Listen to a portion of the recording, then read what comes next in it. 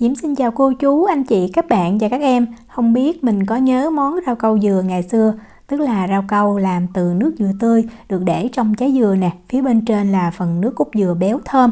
Thì hôm nay Diễm chia sẻ cách làm. Diễm không có trái dừa nên Diễm đổ trong ly, và Diễm chia sẻ thêm hai cái vị nữa, đó là vị lá dứa và cà phê sữa dừa. Cách làm thì vô cùng đơn giản, và rau câu khi mình đổ xong không bị chảy nước hay là tách lớp. Bây giờ mình cùng vào bếp làm với Diễm nha. Để làm rau câu dừa này thì mình sẽ cần bột rau câu dẻo, chứ không phải là bột rau câu giòn ha. Cái gói này thì Diễm mua ở tiệm Việt bên đây, rất là dễ tìm. Và một gói đó nó có cái khối lượng là 10 gram, và mình sẽ dùng hết cái gói này cho cái công thức hôm nay luôn.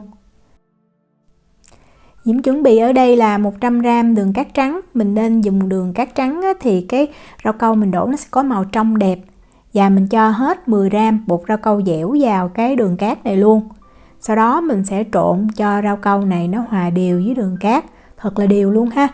Mình không thấy cái bột rau câu cái màu nâu nhạt là được. Như vậy thì khi mà mình nấu đó, nó sẽ không có bị đóng cục hoặc là nó lợn cợn, nhìn không có ngon, và rau câu nó sẽ dễ tan nữa. Về nước dừa tươi thì Diễm sử dụng hiệu này, mình dùng hiệu nào cũng được. Nhưng mà mỗi hiệu mình cần lưu ý là mình sẽ xem là nó không có bỏ phẩm màu hoặc là không có bỏ thêm ga, tức là cái nước dừa tươi nguyên chất ha. Và mỗi cái hiệu nước dừa có hiệu nó sẽ thêm tí xíu đường, thì cái hiệu này Diễm dùng nó có thêm tí xíu đường nè. Còn nếu mà mình sử dụng cái nước dừa tươi từ trái dừa tươi luôn lại càng ngon hơn. Nhưng mà lượng đường khi mà mình nếm mình phải điều chỉnh lại ha. Diễm lấy một cái nồi.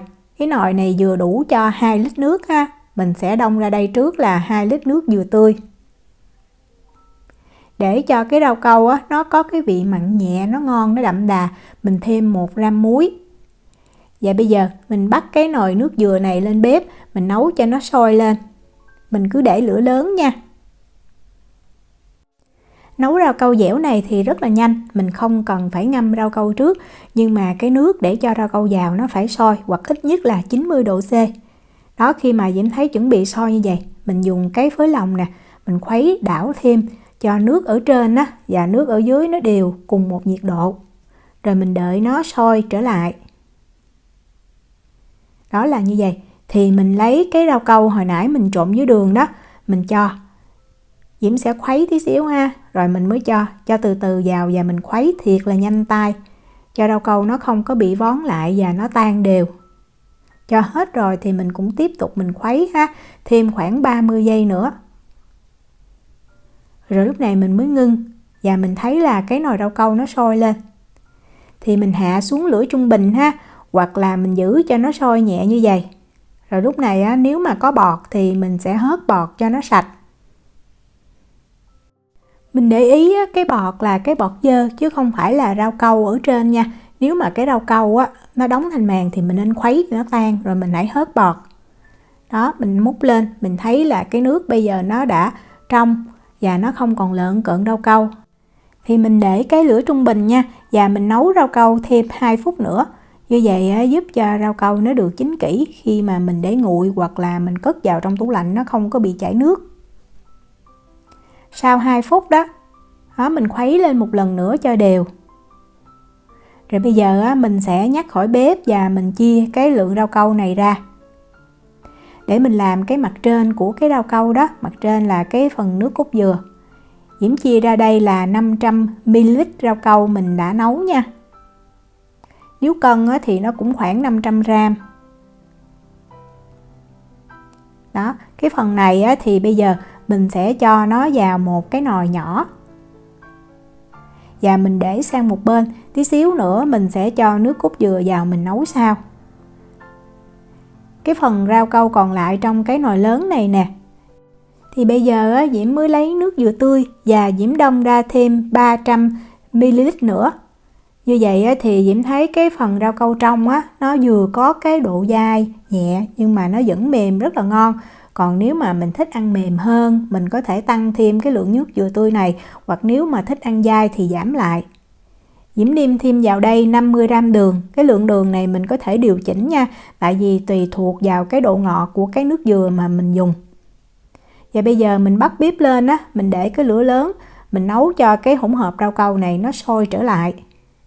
Lúc này mình có thể nếm thử nha, thì cái rau câu này nó không phải thiệt là ngọt, nó chỉ ngọt nhẹ thôi, như vậy thì Diễm thấy nó ngon.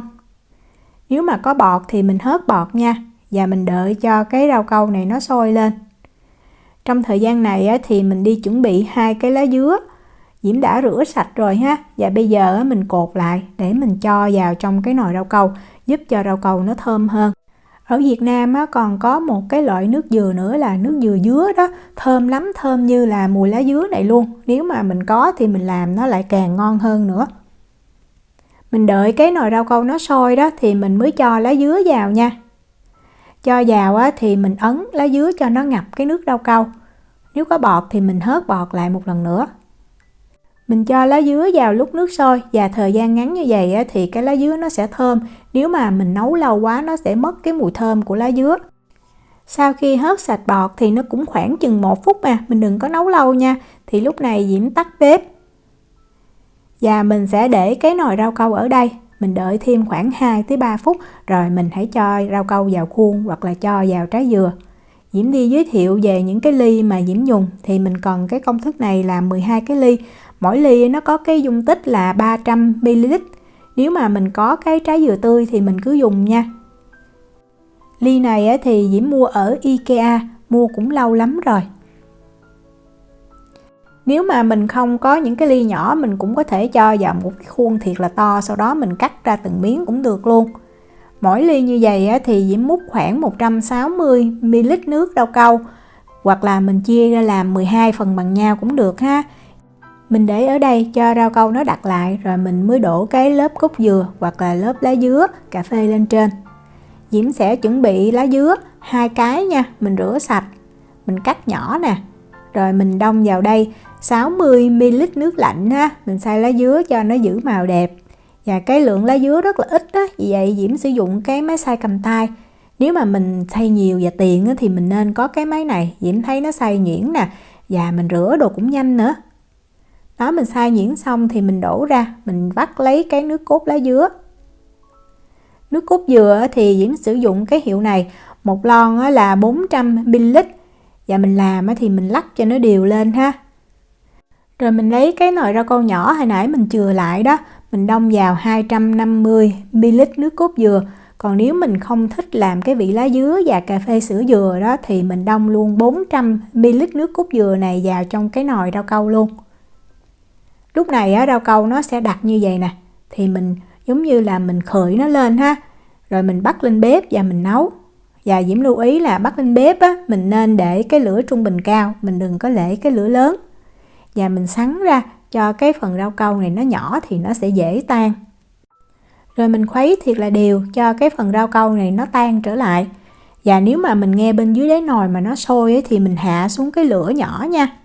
Đó, mình chỉ khuấy cho khi nào mình thấy rau câu nó tan hoàn toàn và cái hơi nước nó tỏa đều như vậy thì mình nhắc khỏi bếp liền. Mình đừng có nấu cho nó sôi, tại nước cốt dừa mình nấu sôi nó sẽ giảm đi cái độ béo.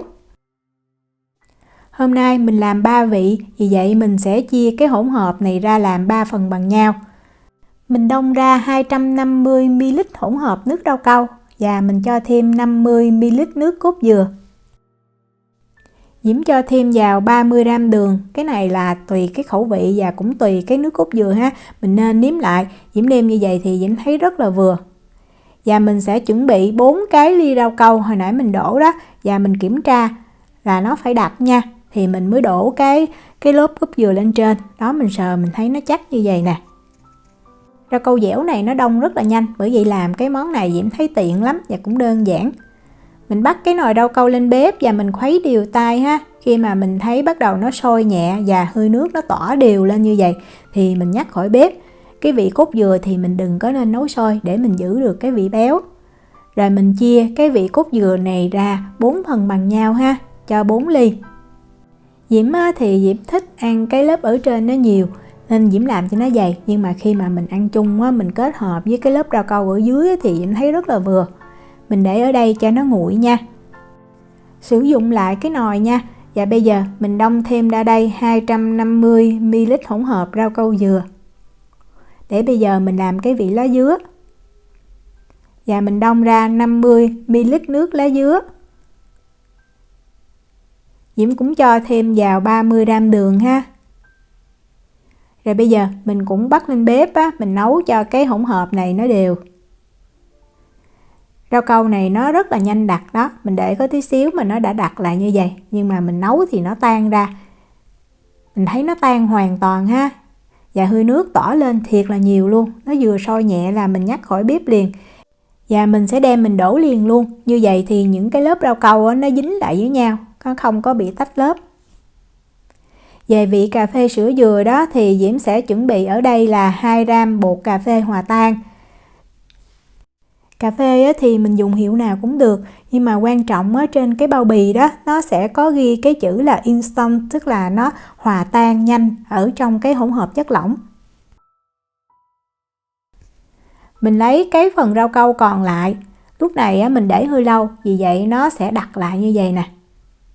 Thì bây giờ mình bắt cái rau câu này lên bếp nha, cho nó tan tí xíu thì mình pha cà phê và sữa vào nó dễ dàng hơn. Đó, Diễm để cái lửa trung bình cao ha, và mình khuấy, mình thấy nó tan được khoảng 1/2 đó. Là như vậy. Thì Diễm cho thêm vào 45ml nước. Nếu mà mình thích ăn cái vị béo hơn á, mình có thể cho 45ml nước cốt dừa cũng được luôn. 40g sữa đặc có đường ha. Và mình lấy cà phê hồi nãy mình cân ra đó, mình cho vào luôn. Rồi mình khuấy thiệt là đều, cho tới khi mà mình thấy cà phê nó tan đều hết là được. Cà phê nó tan thì cũng là lúc cái rau câu nó vừa sôi, và mình mang mình đổ liền luôn. Vậy là mình đã đổ xong 3 vị rồi. Bây giờ mình để ở đây cho nó thiệt là nguội ha, mặc dù nó đặc lại nhưng mà mình vẫn phải để cho nó nguội, rồi mình mới cất vào trong tủ lạnh. Nếu mà nó còn ấm á, mình cất vào trong tủ lạnh nó sẽ bị chảy nước. Đây là rau câu mà Diễm đã để được 10 tiếng rồi nè. Khi lấy ra rất là dễ, mình chỉ cần khơi nhẹ ở cái thành của nó thôi là mình có thể trút ra. Nếu mà mình có tiệc đó, để tiện lợi đó, mình đổ lớn như vậy, xong mình cắt ra thành từng cái miếng nhỏ. Khi ăn thì khách cầm từng miếng lên như vậy. Đó, đây là rau câu vị dừa nè. Rất là mướt ha, mịn và nó có một cái độ mềm vừa phải, dai nhẹ, rất là ngon luôn. Và 3 vị thì tất nhiên là Diễm thấy cái vị truyền thống này là ngon nhất. Còn nếu mà mình thích thơm hơn và có màu đặc sắc hơn thì mình làm thêm cái vị lá dứa. Ăn cũng rất là ngon, nhưng mà tại vì mình sử dụng cái nước cốt lá dứa cho nên là nó không có béo bằng cái vị cốt dừa. Và đây là vị cà phê sữa dừa, thì ai thích cà phê thì chắc là sẽ thích cái vị này, tại rất là thơm và có cái vị đắng nhẹ nữa. Còn nếu mà mình không thích cắt ra thì mình cứ ăn trực tiếp trong ly, mình dùng muỗng mình múc như là cái kiểu mình ăn rau câu trái dừa truyền thống vậy đó. Rau câu này ngon nhất là mình ăn lạnh và mình bảo quản tủ lạnh được từ 3 cho tới 5 ngày. Diễm chúc cô chú, anh chị, các bạn và các em thành công với lại món rau câu dừa. Nếu mà có thắc mắc gì thì cứ để lại lời nhắn hoặc là gửi tin nhắn cho Diễm. Diễm cảm ơn sự quan tâm theo dõi video rất là nhiều. Hẹn gặp lại trong những video tiếp theo. Chào tạm biệt.